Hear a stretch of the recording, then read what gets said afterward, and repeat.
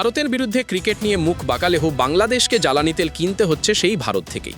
ভারত থেকে 1,80,000 ton diesel কিনছে বাংলাদেশ। কিন্তু কেন? একদিকে ভারত থেকে পেঁয়াজ আমদানি বন্ধ করেছে বাংলাদেশ, অন্যদিকে ভারতে কাঁচা পাট রপ্তানি বন্ধ করে দিয়েছে বাংলাদেশ। তারপর কেন আবার ভারত থেকে নতুন করে জ্বালানি কিনতে হচ্ছে? মুস্তাফিজুর ইস্যুতে সদ্য বাংলাদেশ একের পর এক পদক্ষেপ নিয়েছে। পক্ষে ভারতে ক্রিকেট খেলা অসম্ভব ব্যাপার।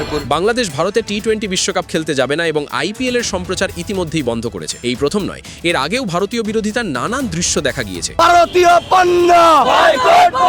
কিন্তু শেষ পর্যন্ত শেষ লড়াই হয়ে ওঠেনি। এর আগেও ভারতীয় পণ্য বয়কটের ডাক বাংলাদেশের কিছু মহল থেকে উঠে আসে। এরই মাঝেই অন্তর্বর্তীকালীন সরকার ভারত থেকে জ্বালানি তেল কিনতে চলেছে এমনই খবর সামনে আসছে। ভারত থেকে 1,80,000 মেট্রিক টনের জ্বালানি তেল কিনতে চলেছে বাংলাদেশ। এই সিদ্ধান্ত নিয়েছে মোহাম্মদ ইউনূসের সরকার। ভারত থেকে 1,461 কোটি 76 লাখ টাকা খরচ করে জ্বালানি ডিজেল কিনবে বাংলাদেশ। ভারতের নুমালীগড় রিফাইনারি লিমিটেডের কাছ থেকে এই বিপুল পরিমাণ তেল কিনবে ঢাকা। এই বিপুল পরিমাণ অর্থের ব্যবস্থা করছে বাংলাদেশ পেট্রোলিয়াম কর্পোরেশনের বাজেট ও ব্যাংক। এর আগে এই জ্বালানি তেল কেনার বিষয়ে প্রস্তাব দেওয়া হয় উপদেষ্টা পরিষদের কমিটির কাছে। সেই কমিটি প্রস্তাবে অনুমোদন করে। প্রস্তাব দেয় বাংলাদেশের জ্বালানি ও খনিজ সম্পদ বিভাগ। জানা গিয়েছে চলতি বছরের জানুয়ারি থেকে ডিসেম্বর মাস পর্যন্ত সময়কালে বাংলাদেশ এই জ্বালানি আমদানি করবে ভারত থেকে। ভারতীয় রাষ্ট্রীয় প্রতিষ্ঠান নুমালীগড় রিফাইনারি লিমিটেডের সহযোগী প্রতিষ্ঠান এনআরএল এর কাছ থেকে এই ডিজেল আমদানির প্রস্তাব অনুমোদন করেছে সরকারি ক্রয় সংক্রান্ত উপদেষ্টা পরিষদ কমিটি। সচিবালয়ে অর্থ উপদেষ্টা সালেহুদ্দিন আহমেদের সভাপতিত্বে অনুষ্ঠিত বৈঠকে এই সিদ্ধান্ত নেওয়া হয়। সংশ্লিষ্ট সূত্র জানায়, অয়েল ইন্ডিয়া লিমিটেডের সহযোগী প্রতিষ্ঠান